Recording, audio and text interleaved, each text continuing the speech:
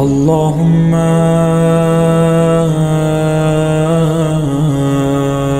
كل ولي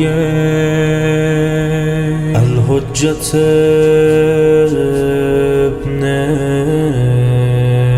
الحسن صلواتك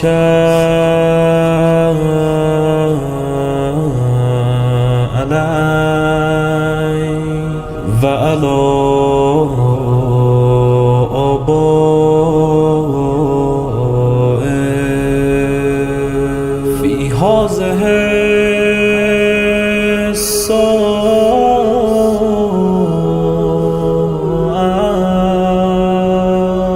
وفي كل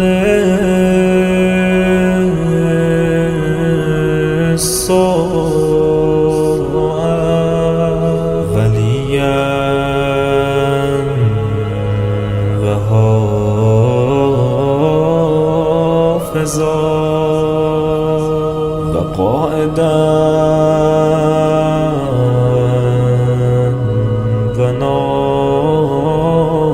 وناصرا ودليلا وعينا حتى تسكنه أرضك طوعا وتمتعه فيها طويلا.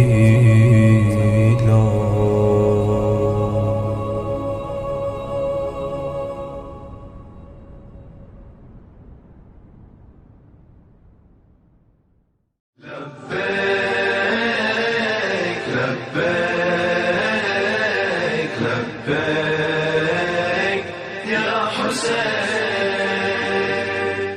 محمد وآل محمد صلوات.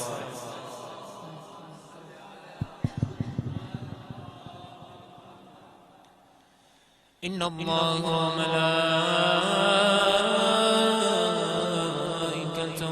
يصلون على النبي يا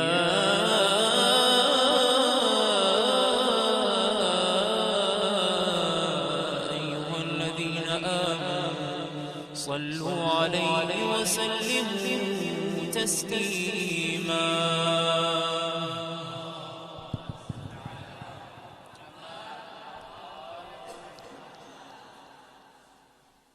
We beseech Allah subhanahu wa ta'ala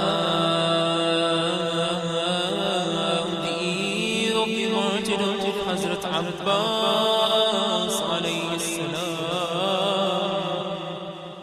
that, oh Allah, make us loyal in the same manner as Hazrat Abbas was to Imam Hussain.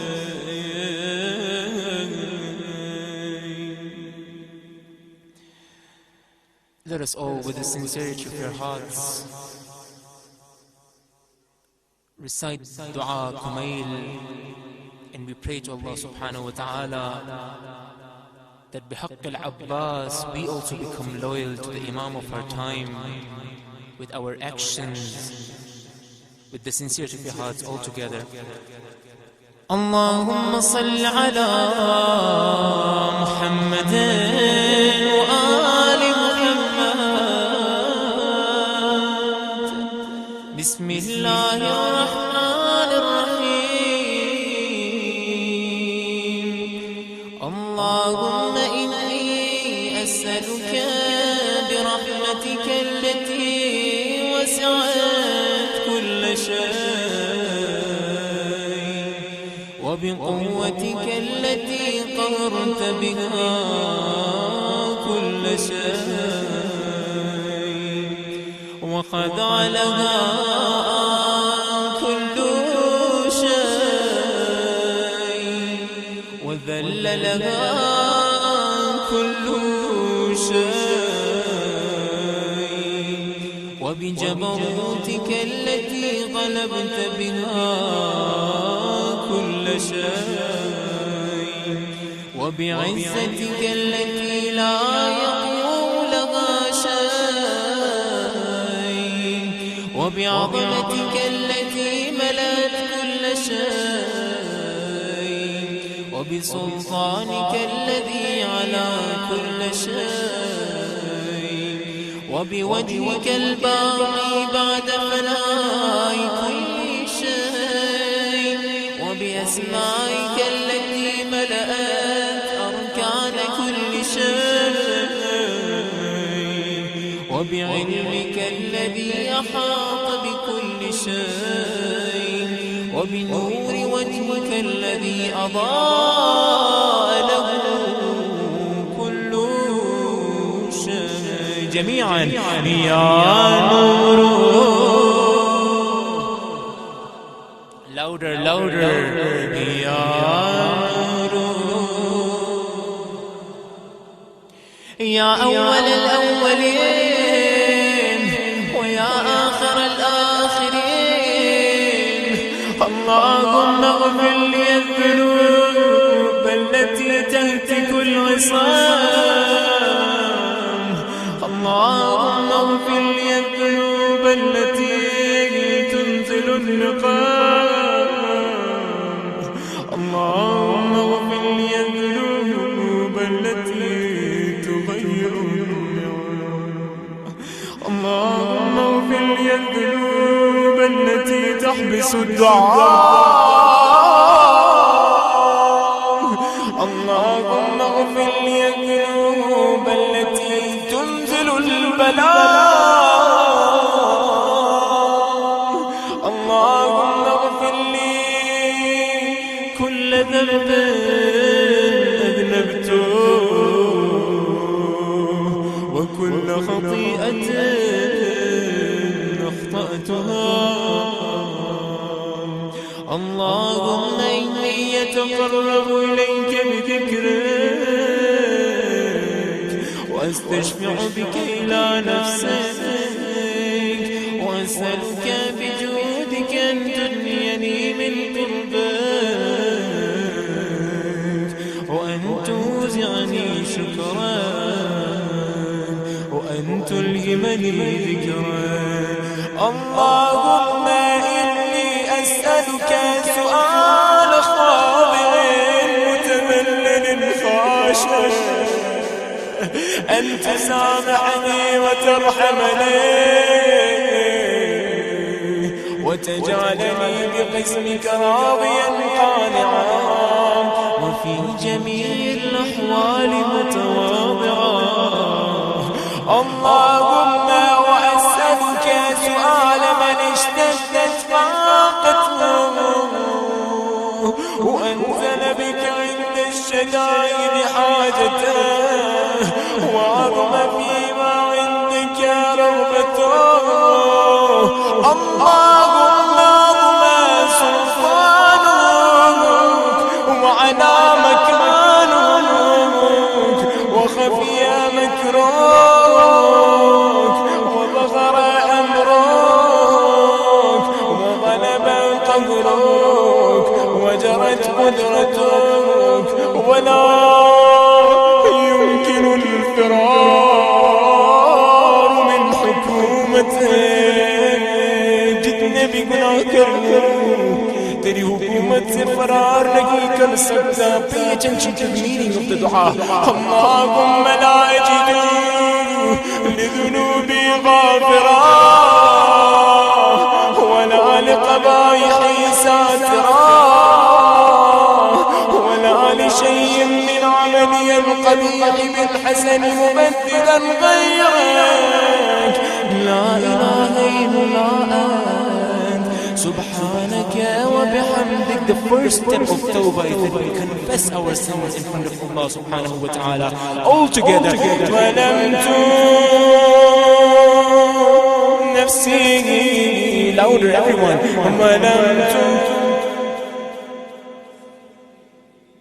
ظلمت وتجرأت بجهلي وسكنت إلى قديم ذكرك لي ومنك علي اللهم مولاي قبيح سترته وكم من فادح من البلاء قلته وكم من عثار وقيته وكم من مكروه دفعته وكم من ثناء جميل لست أهلا له نشرته اللهم اضمن بلاي وأفرغ بي سوء حالي وقصرت بي أعمالي وقعدت بي أغلالي وحبسني عن نفعي بود أملي وخدعتني الدنيا بغرورها ونفسي بجنايتها ومطالي يا سيدي فأسألك بعزتك ألا يحجب عنك دعائي سوء عملي وفعالي ولا تفضحني بخفي ما اطلعت عليه من سري ولا تعاجلني بالعقوبة على ما عملته في خلواتي من سوء فعلي وإساءتي ودوام تفريطي وجهالتي وكثرة شهواتي وغفلتي وكن اللهم بعزتك لي في كل الأحوال رؤوفا وعلي في جميع الأمور عطوفا إلهي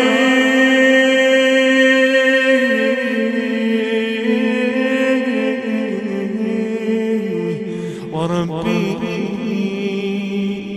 من لي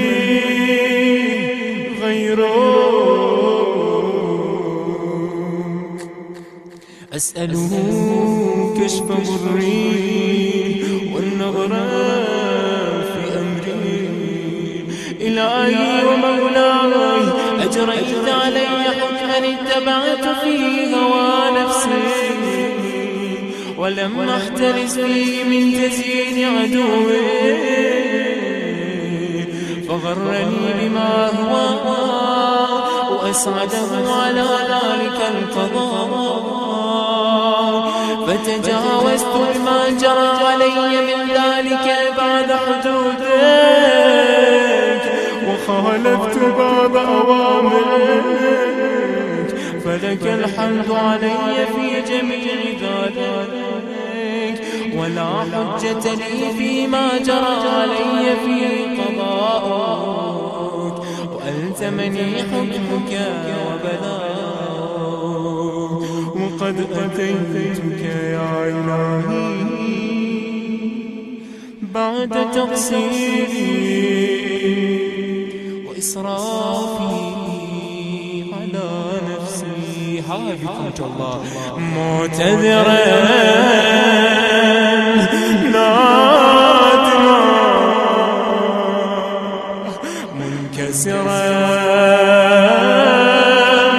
مستقيلا جميعا مستغفرا مقرا مذعنا معترفا لا أجد مفرا مما كان مني ولا مفزعا نتوجه إليه في أمري غير قبولك عذري وإدخالك إياي في سعة رحمتك اللهم فاقبل عذري وارحم شدة ضري وفكني من شد وثاقي يا رب ارحم. اس طرح سے نہیں مل کے پکاریں یا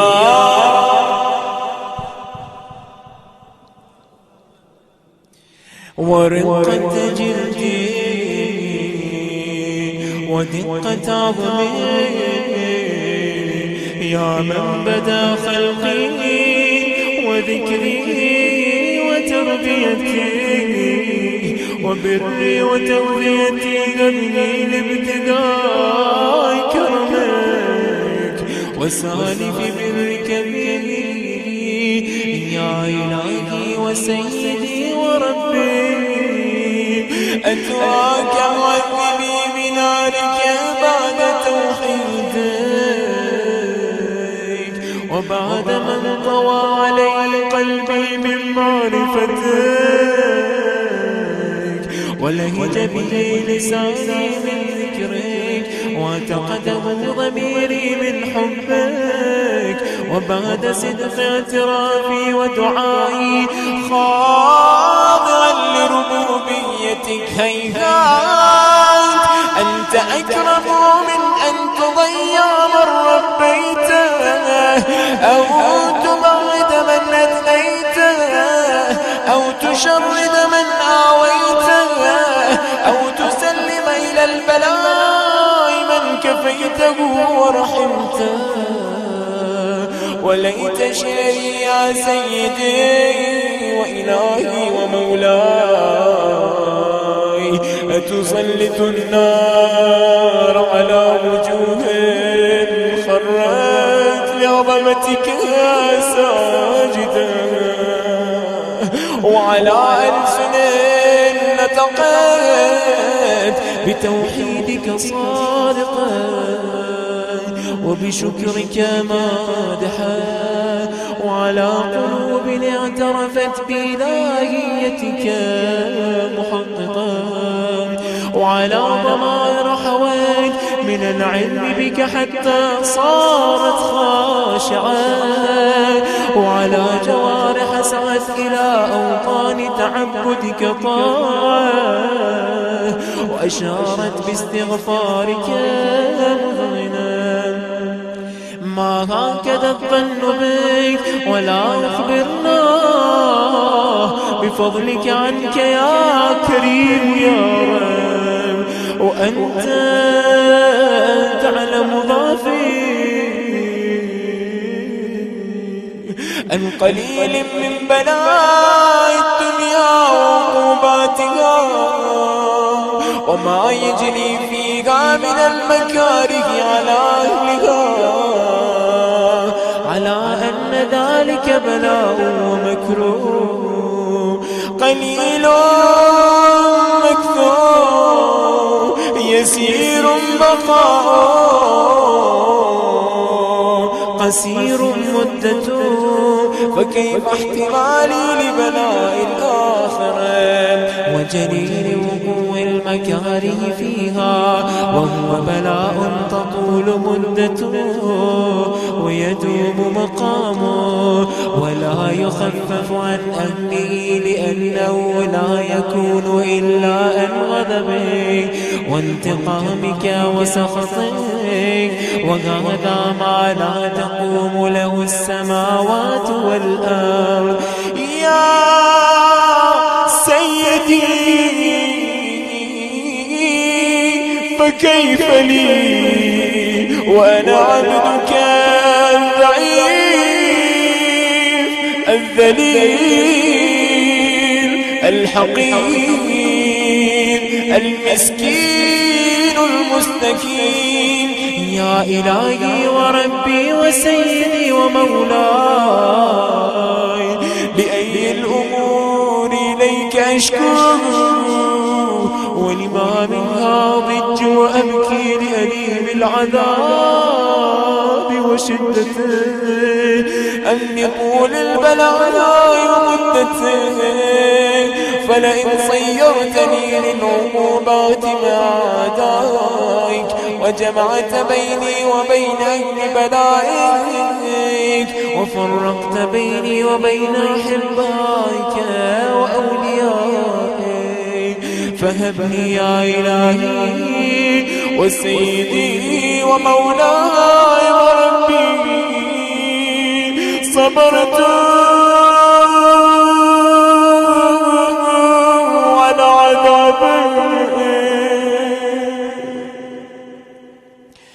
فكيف أصبر على فراقك وابني صبرت على حر نارك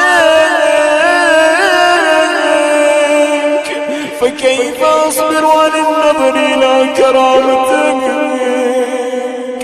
أم كيف أسكن في النار ورجائي عفوك فبعزتك يا سيدي ومولاي أقسم صادقا لئن تركتني ناطقا لأضجن إليك بين أهلها ضجيج الآمنين ولأصرخن إليك صراخ المستصرخين ولأبكين عليك بكاء الفاقدين ولأنادينك أين كنت يا ولي المؤمنين يا غاية آمال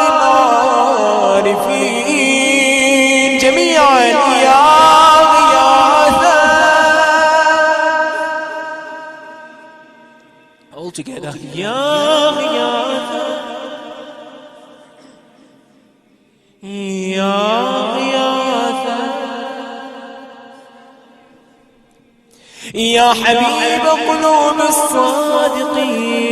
الصادقين يا إله العالمين أفتراك سبحانك يا إلهي وبحمدك تسمع فيها صوت عبد مسلم سجن فيها بمخالفته وذاقت عن عذابها بمعصيته وحبس بين أطباقها بجرمه وجريرته وهو يضج إليك وجيجا مؤمل لرحمتك ويناديك بلسان أهل توحيدك ويتوسل إليك بربوبيتك يا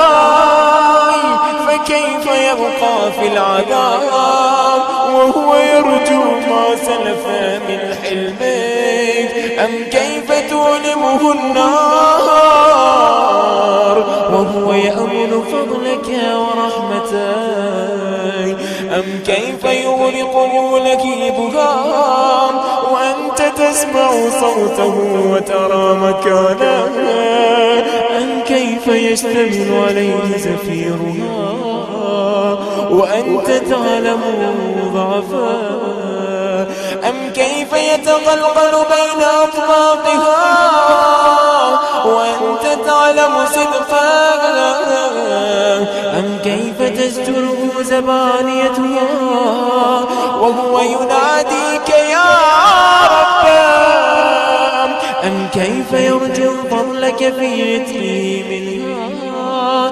فتتركه فيها هيهات ما ذلك الظن بك ولا المعروف من فضلك ولا مشبه لما عملت به الموحدين من برك وإحسانك فباليقين يقطع لولا ما حكمت به من تعذيب جاحدك وقضيت به من إخلاد معاندك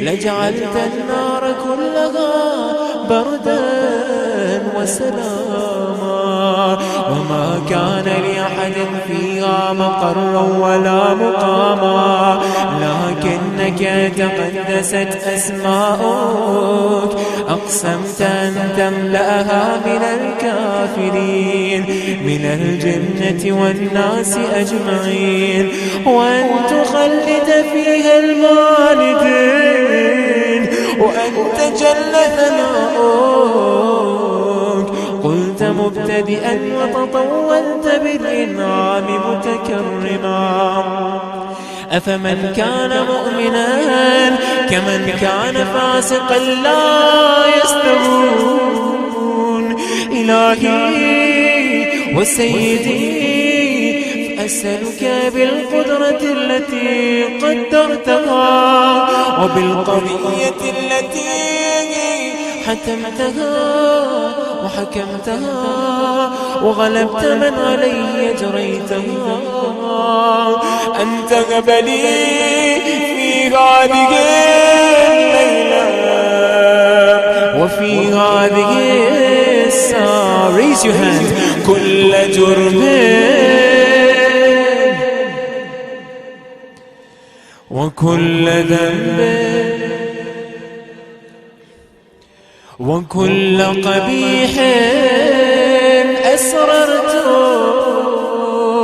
وكل جهل عملته كتمته وأعلنته أخفيته أو أظهرته وكل سيئة أمرت بإثباتها الكرام الكاتبين الذين وكلتهم بحفظ ما يكون مني وجعلتهم شهودا علي مع جوارحي وكنت أنت الرقيب علي من ورائهم والشاهد لما خفي عنهم وبرحمتك أخفيته وبفضلك سترته وأن توفر حظي من كل خير أنزلته أو إحسان فضلته أو بر نشرته أو رزق بسطته أو ذنب تغفره أو خطأ تستره. With the full sincerity of your heart, Ya Rabbi, Ya Rabbi, Ya Rabbi.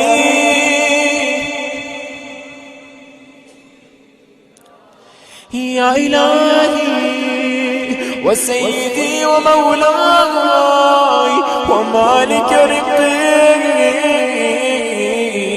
يا من بيدي ناصيتي يا عليما بضري ومسكنتي يا خبيرا بفقري وفاقتي يا ربي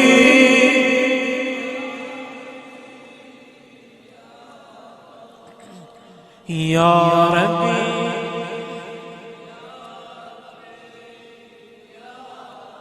أسألك بحقك وقدسك وأعظم صفاتك وأسمائك أن تجعل أوقاتي من الليل والنهار بذكرك مغمورا وبخدمتك موصولا وأعمالي عندك مقبولا حتى تكون أعمالي وأورادي كلها وردا واحدا وحالي في خدمتك سرمدا يا سيدي يا من عليه معولي يا من إليه شكوت أحوالي يا ربي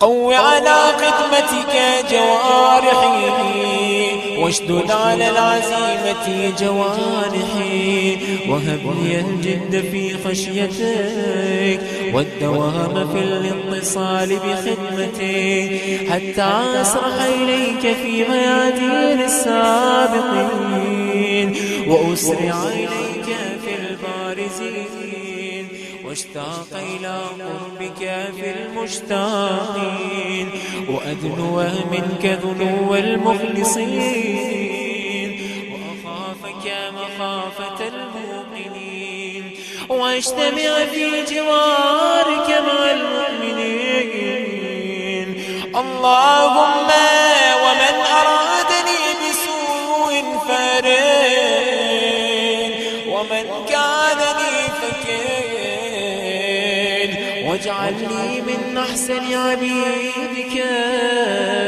نصيبا عندك وأقربهم منزلة منك وأخصهم زلفة لديك فإنه لا ينال ذلك إلا بفضلك وجدني بجودك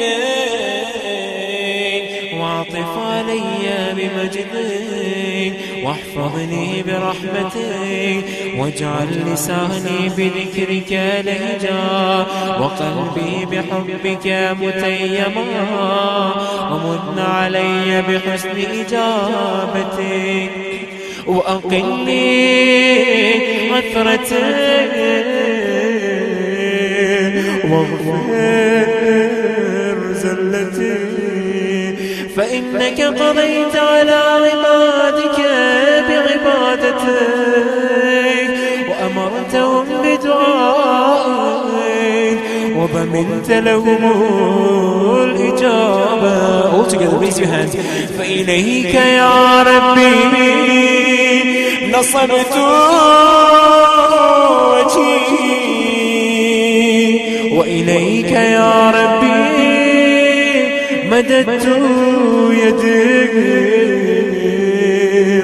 فبعزتك استجب لي دعائي وبلغني مناي ولا تقطع من فضلك رجائي واكفني شر الجن والإنس من أعدائي يا سريع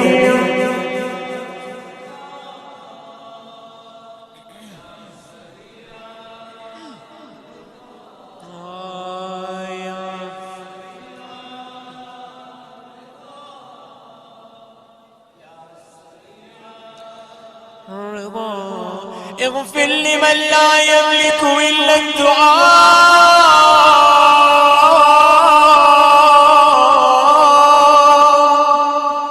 فإنك فعال لما تشاء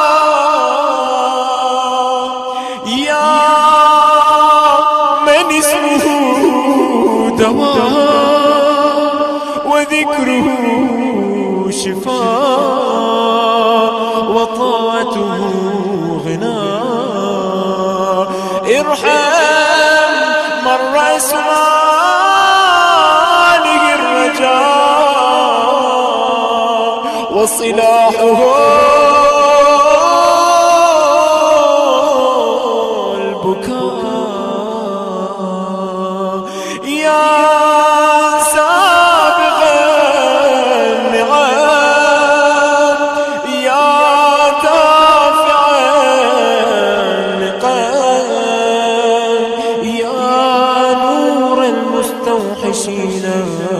في الظلام يا عالما لا يعلم صل على محمد وآل محمد وافعل بما أنت أهله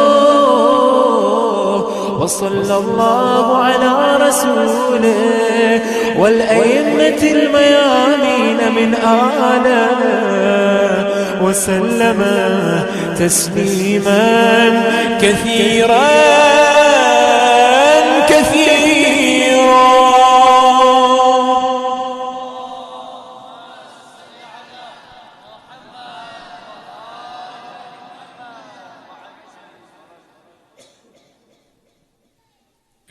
We've been requested to recite Amma Yajibul for the people who are sick. All together. Bismillahir Rahmanir Rahim. Amma Yajibul Muttarra idha da'a wa yakshifu as-su'. Amma louder. ويكشف السوء أما يجيبون سوء أما يجيبون المضطر إذا دعا ويكشف السوء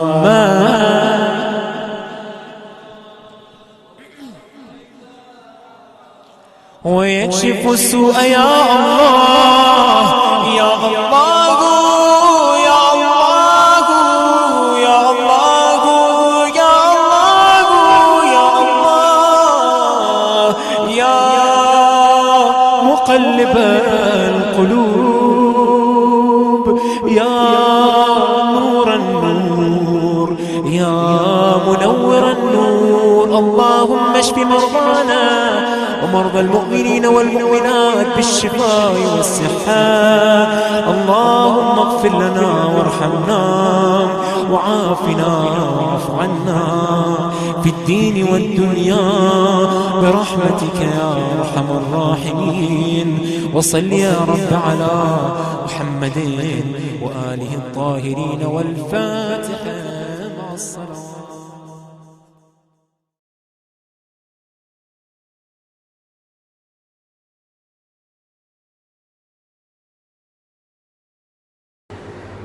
رحم الله من قرأ الفاتحة. بسم الله الرحمن الرحيم.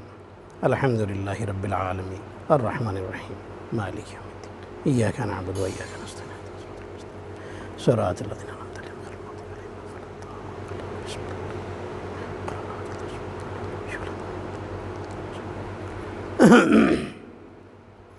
لا حول ولا قوة إلا بالله العلي العظيم.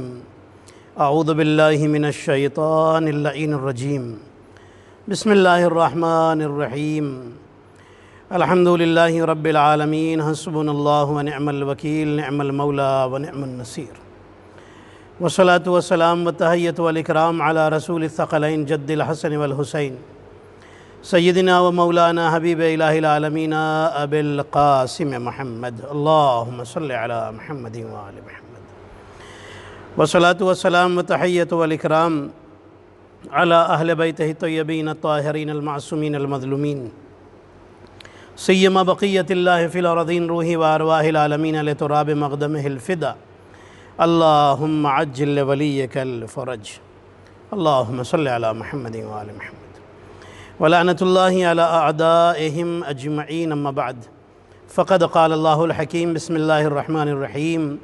إن أكرمكم عند الله أتقاكم. صلوات پڑھیں محمد اور آل محمد پر.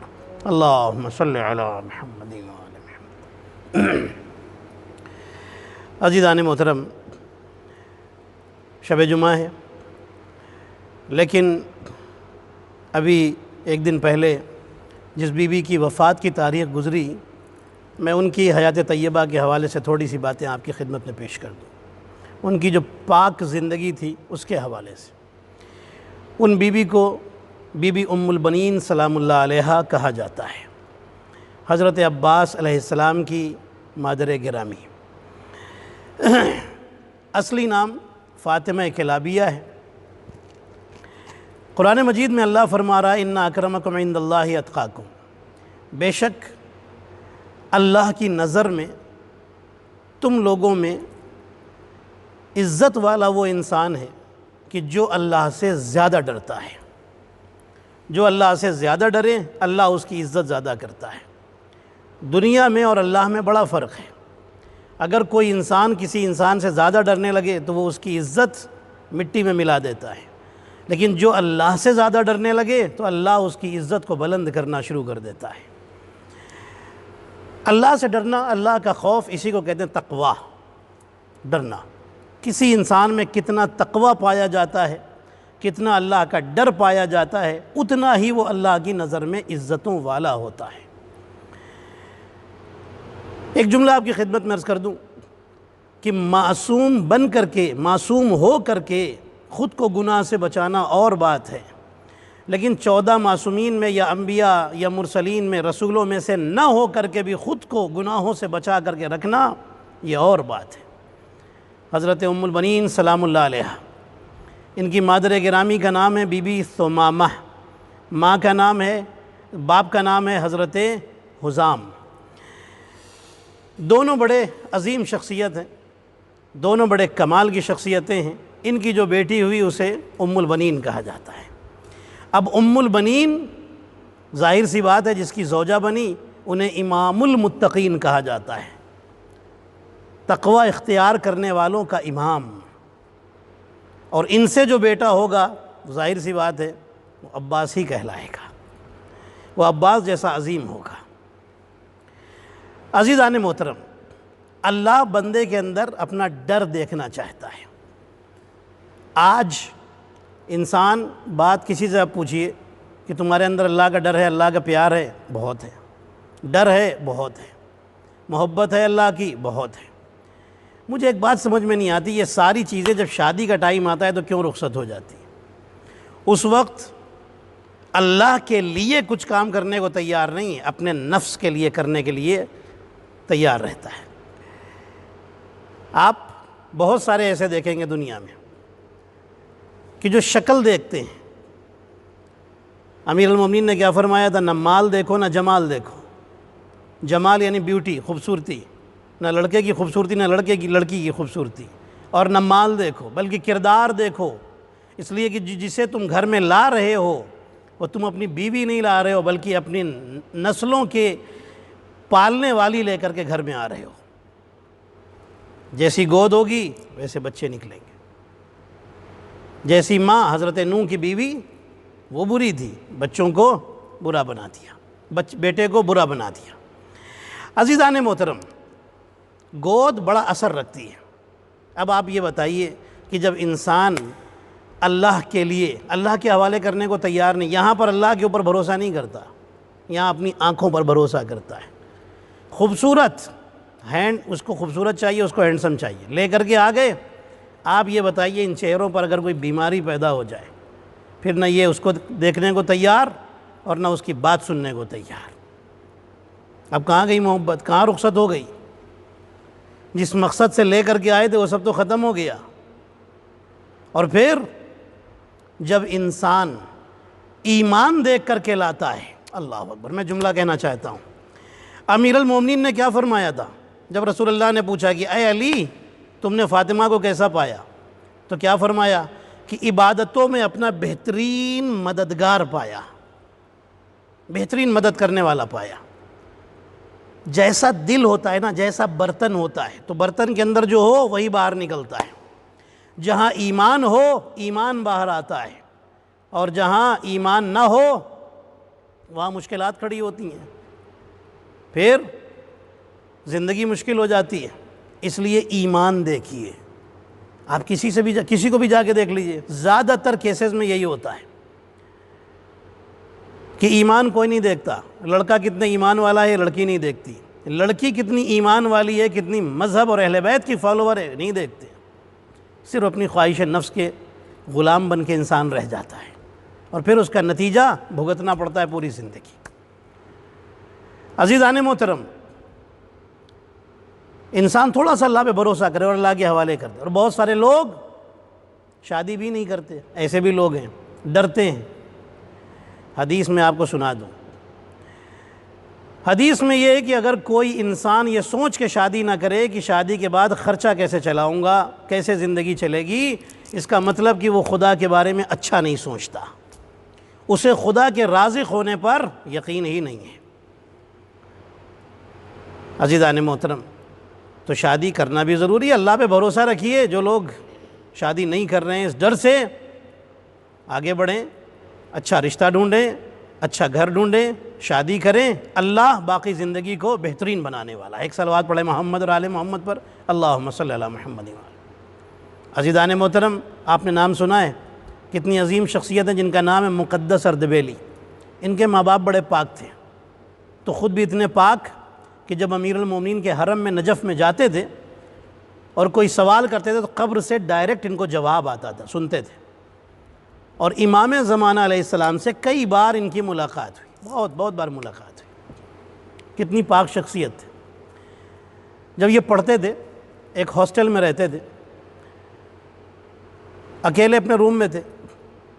ایک دن ایک طالب علم، ایک اسٹوڈنٹ اور آیا اور کہا کہ میں بھی عالم بننا چاہتا ہوں، اسی ہاسٹل میں مجھے جگہ ملی، آپ کے روم میں رہنا چاہتا ہوں۔ کہنے لگے ایک کنڈیشن پہ۔ کیا کنڈیشن ہے؟ کہا کنڈیشن بس ایک ہے کہ جو کچھ بھی روم کے اندر ہو اسے باہر نہیں بتانا، چاہے ہم خوشی میں ہوں، غم میں ہوں، دکھ میں ہوں، بھوک میں ہوں، کچھ بھی ہو، کسی سے باہر نہیں بتانا، ٹھیک ہے؟ کوئی بات نہیں۔ مقدس اردبیلی چلے گئے کہیں، جب اچھا مقدس اردبیلی ایک ٹائم ایسا آیا کہ 3 دن سے گھر میں کھانے کو ٹھیک سے ہے ہی نہیں، کہیں سے تھوڑا بہت ملتا ہے اور کبھی کبھی وہ بھی نہیں ملتا، پانی پی کر کے سو جاتے ہیں۔ آپ سوچئے اس طرح سے کہ لیکن کسی کے دروازے پر کھانا مانگنے کے لیے نہیں جاتے۔ ایک دن مقدس اردبیلی جب آئے اپنے روم پر، اپنے کمرے میں آئے تو دیکھا کہ کھانا رکھا ہوا ہے۔ اپنے ساتھی سے جو روم میٹ تھا اس سے پوچھا کہ یہ کہاں سے آیا؟ کہنے لگا وہ فلاں پڑوسی ہے، وہ دے کر کے گیا ہے، اور یہ کچھ پیسے بھی دے کے گیا ہے، اور پیسے ہم کو آدھے آدھے بانٹنے ہیں۔ کہنے لگے کہ اب تم جاؤ کمرے سے باہر، یہ اٹھاؤ سب جاؤ۔ کیوں؟ کہا کنڈیشن کیا تھی کہ میرے روم میں اسی وقت رہو گے کہ جب ہماری باتیں باہر نہیں جائیں گی۔ تم نے یہاں کی بات باہر کیوں بتائی؟ اب سنیے گا، اللہ کا ڈر، تقویٰ کیا ہوتا ہے، اور اللہ سے پیار کیا ہوتا ہے، محبت کیا ہوتی ہے۔ اس نے کہا کہ بھائی میں بتانا نہیں چاہتا تھا، وہ اچانک سے آ گیا، مجھے دیکھا باہر نکلتے ہوئے، اس نے دیکھا کہ آپ کے چہرے پر عجیب سی پریشانی کی کیفیت لگ رہی، چہرہ سوکھا ہوا لگ رہا ہے کئی دن سے کچھ کھایا پیا نہیں ہے، آپ کو واسطہ ہے، واسطہ دیا اس نے، قسم دی، تو مجھے بتانا پڑا مجبوراً۔ پھر اس نے کہا کہ یہ بتائیے کہ آپ کے کمرے میں اور کون رہتا ہے؟ تو میں نے بتایا کہ احمد رہتے ہیں، مقدس اردبیلی کا اصلی نام ہے احمد رہتے ہیں، میرے ساتھی ہیں، اور ہم دونوں ہی نے کھانا نہیں کھایا ہے کئی دن سے، 2-3 دن سے۔ وہ جلدی سے اپنے گھر گیا، کھانا لے کے آیا اور یہ پیسے دے کے گیا ہے۔ میں کیا کرتا؟ میں نے بتایا نہیں تھا، میں خود سے نہیں بتا، اس نے جب واسطے قسم دیے تو مجھے بتانا پڑا مجبوراً۔ مقدس اردبیلی نے کہا چلو ٹھیک ہے، آج تو یہ ہو گیا، لیکن اب دوبارہ ایسی حرکت نہیں کرنا کہ کسی کو نہیں بتانا، ٹھیک ہے؟ کوئی بات نہیں۔ کھا لیا کھانا، پیسے آدھے آدھے بانٹ لیے، پیسے بھی تھوڑے سے پیسے تھے، 40 روپے تھے، اس وہاں کی جو کرنسی تھی 40 روپے، 40 درہم کہہ لیجئے، جو بھی کہہ لیجئے، دینار کہہ لیجئے، جو بھی کہہ لیجئے۔ کوئی بات نہیں، رات میں سو گئے مقدس اردبیلی۔ نماز شب کے لیے ان کو اٹھنا ہے، روز نماز شب پڑھتے۔ آج جب اٹھے، نماز شب کے وقت میں جب اٹھے تو دیکھا کہ یہ نجس ہو چکے اور ان کے اوپر غسل واجب ہو چکا ہے۔ اس وقت ہاسٹل میں حمام نہانے کے لیے ایسے نہیں ہوتے تھے، نہانے کے لیے تو جانا پڑتا تھا، محلے میں ایک جگہ بنے ہوتے تھے، سب لوگ وہاں جاتے تھے، پیسہ دیتے تھے اور جا کے نہاتے تھے، الگ الگ ایک بڑی سی جگہ پر چھوٹے چھوٹے بنے ہوتے تھے، اس میں پیسہ دے کر کے نہانا پڑتا تھا۔ اب یہ ان کو نماز شب پڑھنی ہے، اللہ اکبر، نماز واجب کے لیے لوگ اتنا انتظام نہیں کرتے، نماز شب کے لیے کتنا انہوں نے انتظام کیا۔ مقدس اردبیلی پہنچے، دیکھا کہ بند تھا، ظاہر سی بات ہے اتنی رات میں کون نہانے کے لیے آئے گا، تو حمام بند تھا، جو جنرل حمام ہوتے ہیں، عمومی حمام۔ انہوں نے دروازہ نوک کیا، اندر سے آواز آئی، کون ہو بھائی؟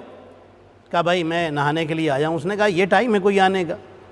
کہا نہیں بھائی، نماز شب پڑھنی ہے، اور اگر میں نہ نہایا تو نماز شب میری چھوٹ جائے گی۔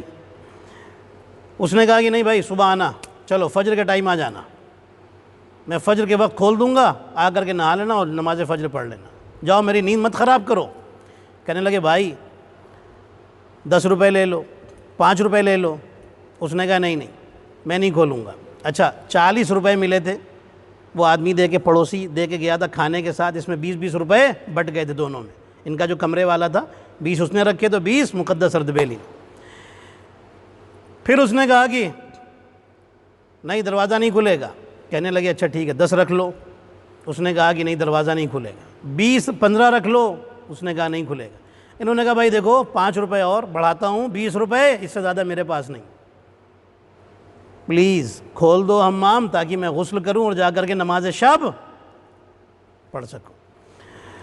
اس نے کھول دیا، کہا ٹھیک ہے لاؤ پیسے، پورے پیسے لے لیے، انہوں نے غسل کیا، آ کر کے نماز شب پڑھی۔ اب مقدس اردبیلی کہتے ہیں کہ جتنا اس نماز شب کا لطف مجھے آیا، زندگی میں اتنی نماز شب پڑھی اتنا لطف نہیں آیا۔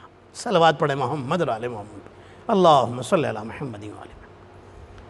کیوں؟ آج صرف اللہ کے لیے، کہ بس اپنے اللہ کو خوش کرنا ہے، روزی اللہ کو خوش کرنے کے لیے کر رہے تھے۔ آج ایک امتحان کی منزل تھی نا، پیسے ہیں نہیں، یہی 20 روپے ہیں اور اس کو بھی دے رہے ہیں، کیوں؟ خون غسل کرنے کے لیے، کہ غسل کر کے نماز شب پڑھ لیں۔ آپ سوچئے کتنی کمال کی منزل ہے، جب انسان اتنے سیکریفائز دیتا ہے تب اللہ کمال تک پہنچاتا ہے۔ ان کے ماں باپ بھی بڑے پاک تھے، بہت پاک تھے ان کے ماں باپ، تب اللہ نے ایسی اولاد عطا کی تھی۔ عزیزان محترم، ماں باپ پاک ہوں تو اللہ ایسی اولاد عطا کرتا ہے۔ حضرت فاطمہ کلابیہ کتنی پاک بی بی ہیں، امیر المومنین کتنی پاک شخصیت ہے، تو ظاہر سی بات ہے۔ اور ام البنین کے ماں باپ اتنے پاک ہیں، اتنی فضیلتوں اور اتنے کمال کی شخصیتیں ہیں کہ اللہ نے انہیں ایک بیٹی دی جس کا نام ہے ام البنین سلام اللہ علیہ۔ تاریخ میں، کتابوں میں لکھا ہے کہ حضرت عقیل سے امیر المومنین نے فرمایا تھا، بھائی عقیل، میرے لیے ایسے خاندان کی عورت تلاش کرو جس سے میں شادی کروں اور اس سے ایک بیٹا، بہادر بیٹا پیدا ہو جو کربلا میں میرے حسین کے کام آئے۔ جناب عقیل علیہ السلام جانتے تھے سارے قبیلوں کو، عرب کے جانتے تھے بہادر قبیلہ کون ہے۔ جناب عقیل پہنچے، اچھا یہ کام خود امیر المومنین بھی تو کرتے تھے، کیا امیر المومنین کو نہیں معلوم تھا؟ سیدھے سیدھے بھیج دیتے، جاؤ وہ قبیلہ ہے بنی کلاب، جا کر کے وہاں ایک ہیں جن کا نام ہے حضرت حزام، جا کے ان سے بات کیجئے اور میرا رشتہ پکا کر دیجئے ان کی بیٹی کے ساتھ، بات ختم۔ ان کو تو علم غیب تھا، لیکن عقیل سے کیوں کہہ رہے تھے؟ تاکہ عقیل کے لیے، عقیل کے دل میں بھی ایک تمنا پیدا ہو کہ مجھے بھی اللہ ایسا ایک بیٹا دے جس کا نام مسلم ہو اور وہ بھی حسین کے کربلا میں کام آئے۔ کربلا کی اہمیت کو بتانا چاہتے ہیں امیر المومنین علیہ السلام، امپورٹنس کو کربلا کی بتانا چاہتے ہیں۔ حضرت عقیل آئے، آنے کے بعد حزام کے دروازے پر آئے۔ عرب میں اور خاص کر کے بی بی ام البنین کے قبیلے کا ایک رول تھا، ایک دستور تھا، ایک ٹریڈیشن تھا کہ جب کوئی مہمان آتا تھا نا کسی کام سے، تو اس کو 3 دن تک کے مہمان رکھتے تھے۔ اس سے کہتے تھے ابھی کوئی بات مت کرو، اگر بہت امپورٹنٹ بات نہیں ہے، بہت ارجنٹ نہیں ہے تو ابھی مت کرو، آرام سے پہلے 3 دن ہم تمہاری خدمت کریں گے، چوتھے دن تم ہم کو بتانا کہ تم کس کام سے آئے ہو، اگر بہت ارجنٹ نہیں ہے تو۔ 3 دن تک جناب عقیل کی بڑی خدمت کی اور کھانے کے وقت اپنی جگہ پر بٹھاتے تھے۔ اب میں ایک جملہ کہہ دوں نا، شریف بیٹیوں کے جو باپ ہوتے ہیں نا، شریف باپ، وہ اپنی جگہ بھی دوسروں کو دے دیتے ہیں۔ صلوات پڑھ لیں محمد اور آل محمد پر، اللہم صلی علی محمد و آل محمد۔ جناب عقیل چوتھے دن کہتے ہیں کہ دیکھو میں اس وجہ سے آیا ہوں کیونکہ میں آپ کی بیٹی کا رشتہ اپنے بھائی علی ابن ابی طالب کے لیے مانگ رہا ہوں۔ حضرت حزام کہتے ہیں، چونک گئے حضرت حزام اور کہتے ہیں کہ کہاں ہم اور کہاں امیر المومنین، کہاں امام المتقین، کہاں داماد مصطفیٰ، اور ان کے گھر میں میری بیٹی جائے، میرے لیے بڑی فخر کی بات ہے، بڑے آنر کی بات ہے، بڑے شرف کی بات ہے۔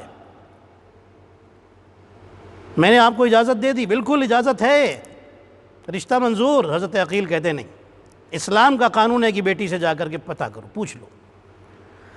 حضرت حزام اٹھے اور اس کمرے میں آئے کہ جہاں پر حضرت ام البنین اپنی ماں کے ساتھ بیٹھی ہوئی تھی۔ ماں اپنی بیٹی کے سر میں کنگھی کر رہی تھی اور اپنی ماں کو بتا رہی ہیں کہ اے اماں، میں نے رات میں ایک سپنا، ایک خواب دیکھا، خواب میں دیکھا کہ آسمان سے ایک چاند اور 3 ستارے آئے اور آ کر کے میرے دامن میں رک گئے، مجھے سمجھ میں نہیں آ رہا یہ کیسا خواب تھا۔ اور ماں بہت علم رکھتی تھیں، بہت بڑی فاضلہ بھی تھیں، بہت بڑی شاعرہ بھی تھیں، بہت بڑی ادیبہ بھی تھیں، حضرت ثمامہ۔ وہ بتانا شروع کرتی ہیں، کہتی ہیں کہ جہاں تک میں سمجھتی ہوں اللہ تمہیں بیٹے دے گا اور ایک چاند جیسا ہوگا اور 3 ستاروں جیسے ہوں گے۔ اسی لیے جناب عباس کا ٹائٹل ہے قمر بنی ہاشم، بنی ہاشم کا چاند۔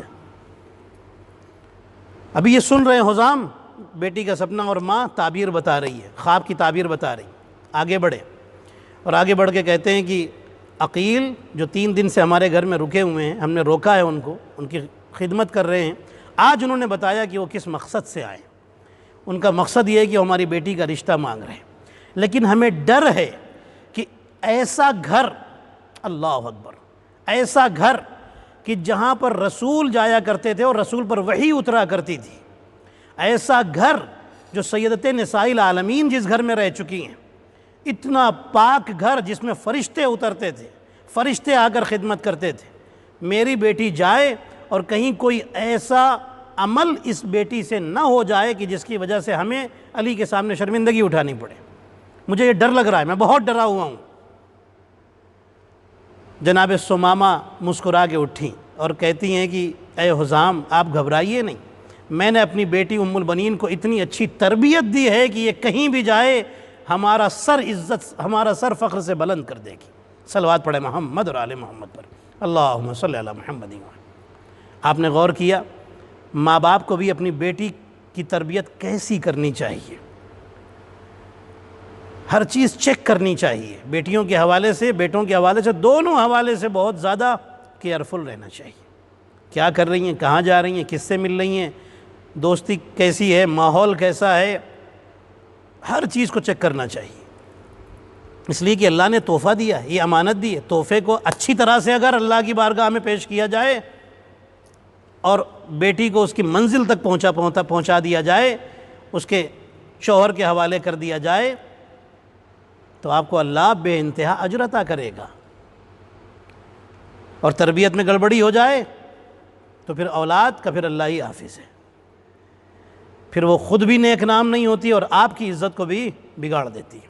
بہرحال جناب حزام آئے اور آ کر کے بتایا، رشتہ منظور ہوا۔ تاریخ میں لکھا ہے کہ جناب ام البنین کی شادی امیر المومنین علیہ السلام سے ہوئی، 500 درہم مہر رکھا گیا، شادی ہوئی۔ جناب ام البنین جب مولا امیر المومنین کے گھر پہ آئیں امیر المومنین علیہ السلام کے ساتھ، دروازے کے باہر کھڑی ہو گئی اور ایک جملہ کہا، یا امیر المومنین، میں چاہتی ہوں کہ جناب سیدہ سلام اللہ علیہا کی بڑی بیٹی زینب آئیں اور مجھے اجازت دیں، تب پھر میں اس گھر میں قدم رکھوں۔ اللہ اکبر، کتنا رسپیکٹ اور کتنا احترام ہے۔ جناب زینب آئیں اور اپنی ماں کو گھر میں لے کر کے گئیں، اور جب گھر میں آئیں تو اس وقت امام حسن امام حسین علیہ السلام دونوں بیمار تھے۔ سیدھے پہلے اس کمرے میں پہنچی، شہزادوں کی عیادت کی، ان کی خیریت پوچھی اور ایک جملہ کہا کہ اے شہزادوں اور اے شہزادیوں، میں یہاں آپ کی ماں بن کر نہیں، میں آپ کی خدمت گزار اور کنیز بن کر کے آئی ہوں، میں آپ کی خدمت کرنے کے لیے آئی ہوں۔ عزیزان محترم، اس کے بعد گھر کے آنگن میں آئیں، سجدے میں گئیں اور کہا، میرے اللہ تیرا شکر ہے کہ آج میں اس گھر میں آئی جس گھر میں تیرے نبی کی بیٹی فاطمہ زہرا رہا کرتی تھی۔ تاریخ میں لکھا ہے کہ جناب ام البنین کتنا خیال رکھتی تھیں جناب زینب، جناب ام کلثوم، امام حسن علیہ السلام کا بہت خیال رکھتی، کہیں ذرہ برابر بھی کوئی انہیں تکلیف نہ پہنچنے پائے۔ جناب امیر المومنین جب پکارتے تھے اے فاطمہ، ان کا بھی نام فاطمہ ہے نا، فاطمہ کلابیہ، تو ایک دن آئیں اور آ کر کے کہنے لگیں، یا امیر المومنین، ایک گزارش ہے، ایک ریکویسٹ ہے۔ امیر المومنین فرماتے ہیں بتاؤ۔ بی بی کہتی ہیں، یا امیر المومنین، آپ مجھے کسی اور نام سے بلا لیجئے، جو نام آپ رکھ دیں مجھے منظور ہے، فاطمہ کہہ کر کے نہ بلایا کیجئے۔ امیر المومنین فرماتے ہیں کیوں؟ یہ تو بڑا عظیم نام ہے۔ جناب ام البنین کہتی ہیں کہ بے شک بہت عظیم نام ہے، لیکن جب آپ مجھے فاطمہ کہہ کے پکارتے ہیں تو میں ان شہزادوں اور شہزادیوں کی طرف دیکھتی ہوں، انہیں ان کی ماں فاطمہ یاد آتی ہیں، ان کی آنکھوں میں آنسو آ جاتے ہیں۔ میں نہیں چاہتی کہ میری وجہ سے ان کی آنکھوں میں آنسو آئیں، میں اس کا سبب بن جاؤں، اس لیے آپ مجھے کسی اور نام سے پکارا کیجیے۔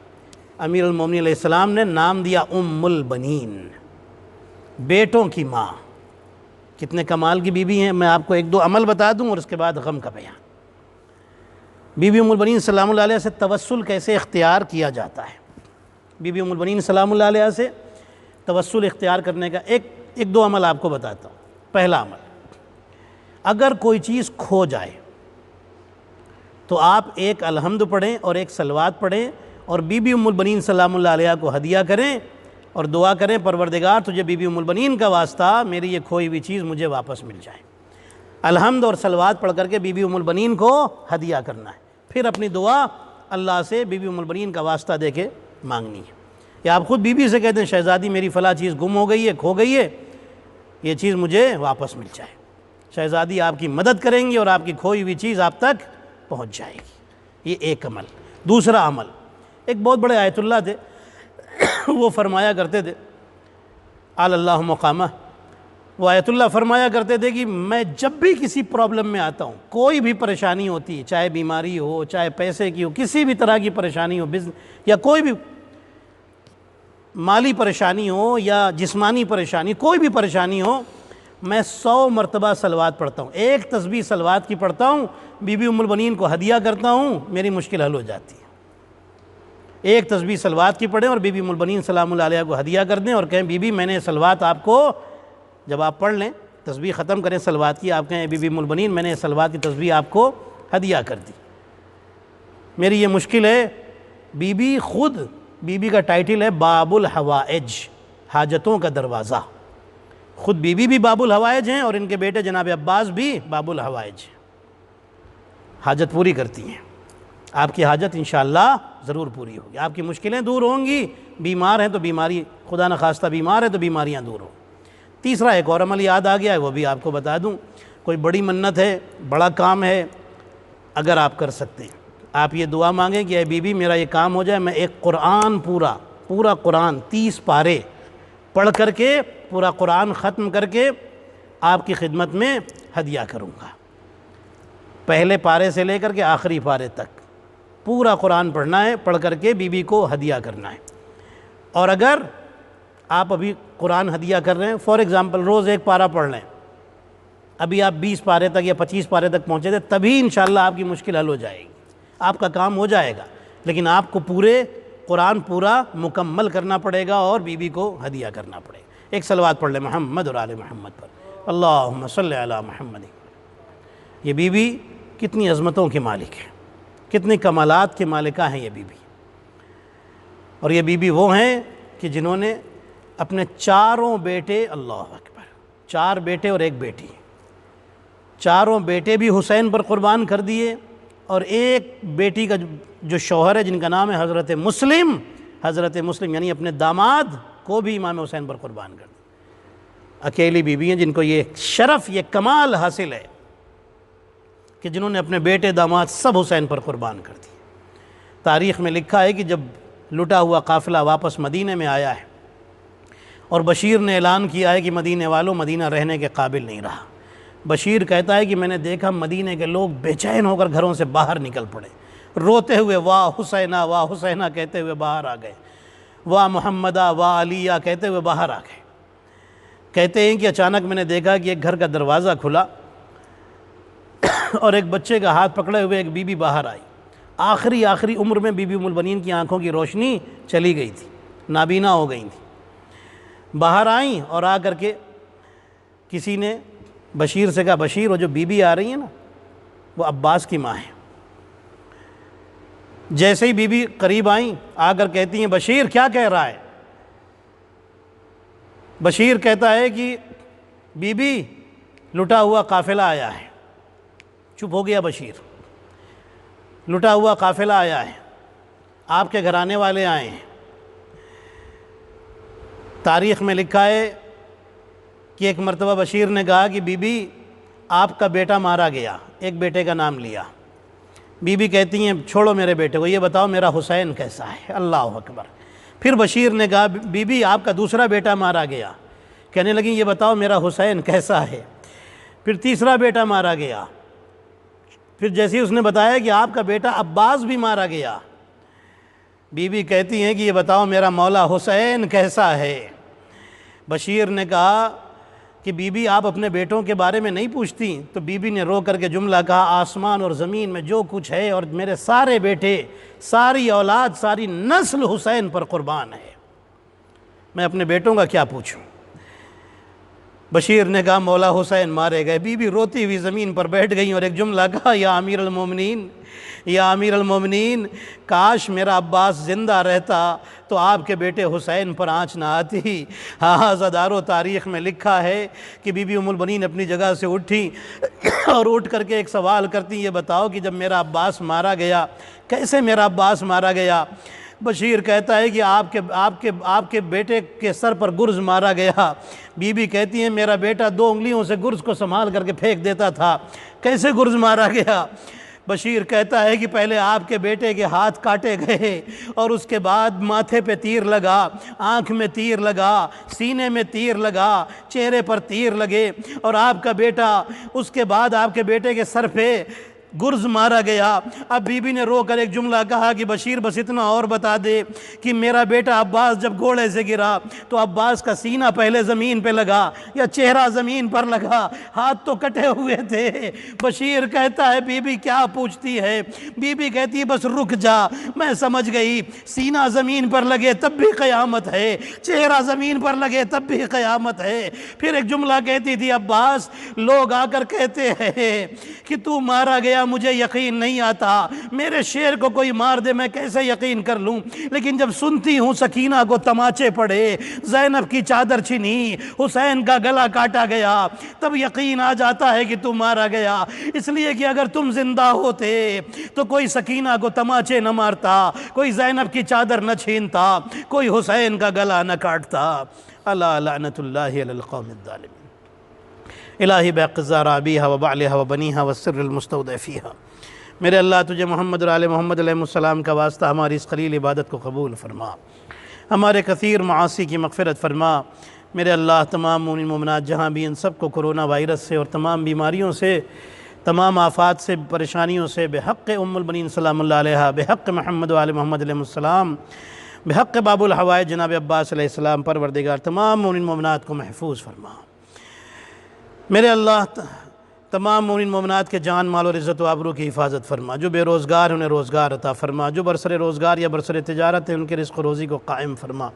میرے اللہ امام زمانہ علیہ السلام کے ظہور میں تعجیل فرما، ہم سب کو ان کے اصحاب و انصار میں شمار فرما۔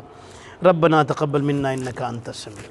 صالة عن نفسي ونيابة عن والدي ووالدي والدي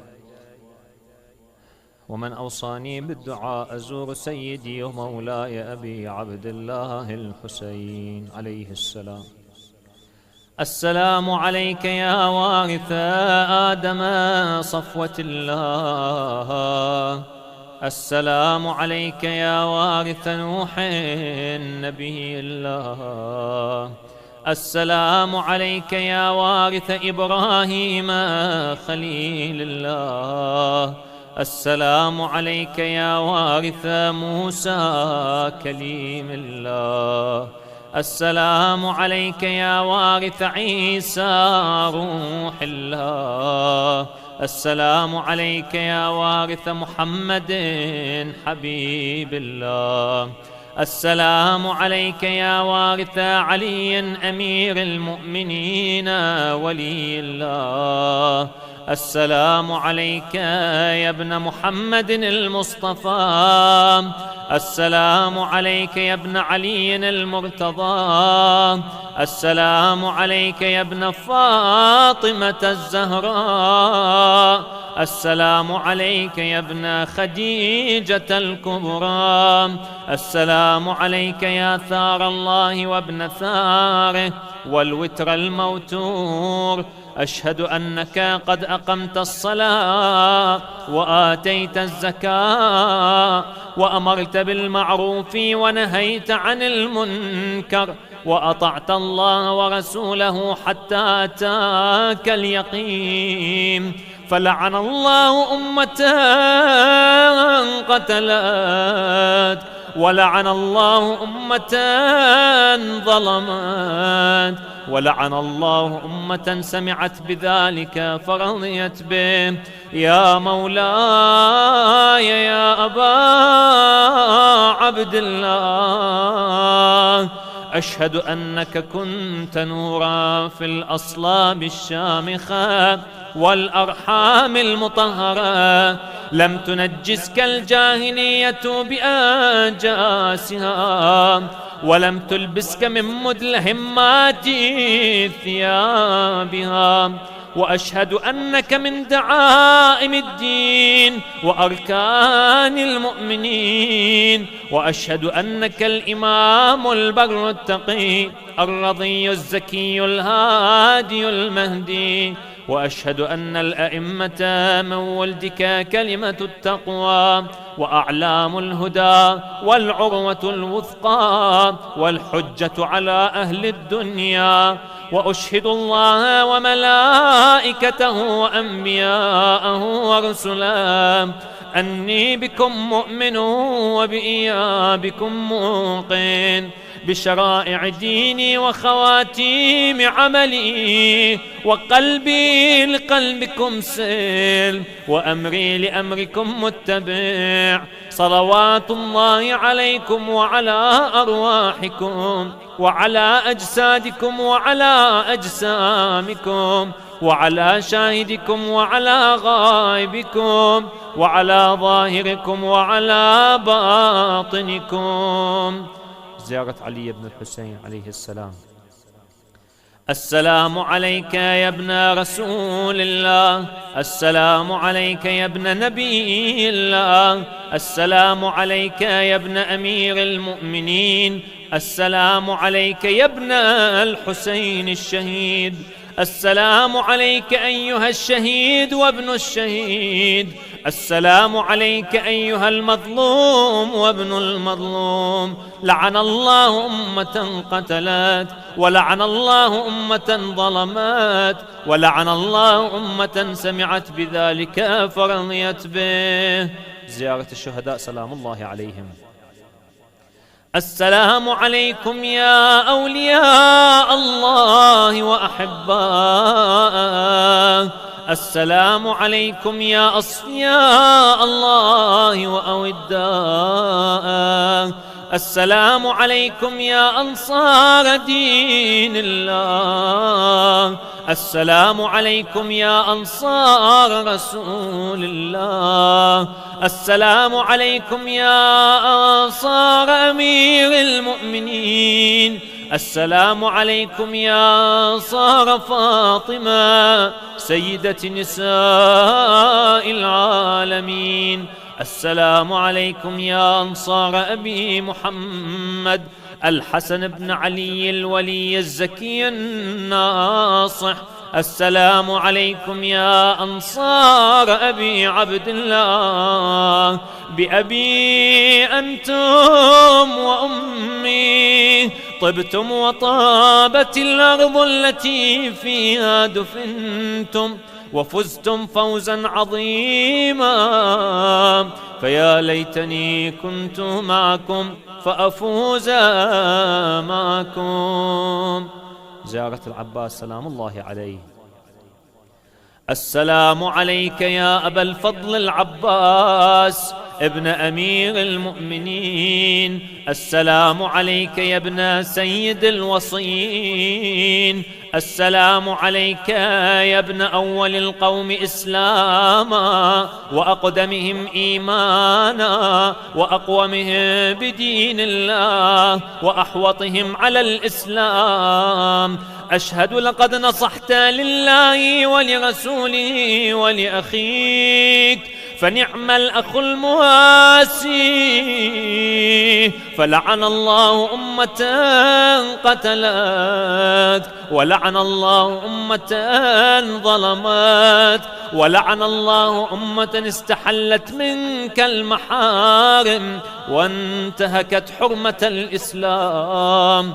فنعم الصابر المجاهد المحامي الناصر والأخ الدافع عن أخيه المجيب إلى طاعة ربه الراغب فيما زهد فيه غيره من الثواب الجزيل والثناء الجميل. وألحقك الله بدرجة آبائك في جنات النعيم. اللهم إني تعرضت لزيارة أوليائك رغبة في ثوابك ورجاء لمغفرتك وجزيل إحسانك، فأسألك أن تصلي على محمد وآله الطاهرين وأن تجعل رزقي بهم دارا وعيشي بهم قارا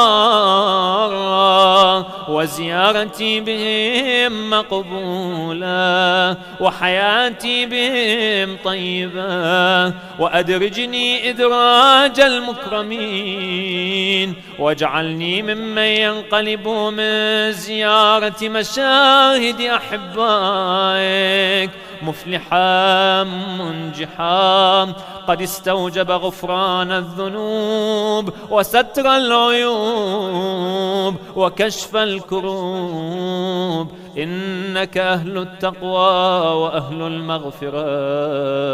وصل اللهم على محمد وآله الطاهرين. إلى أرواح المؤمنين والمؤمنات رحم الله من يقرأ السورة المباركة الفاتحة مع الصلوات.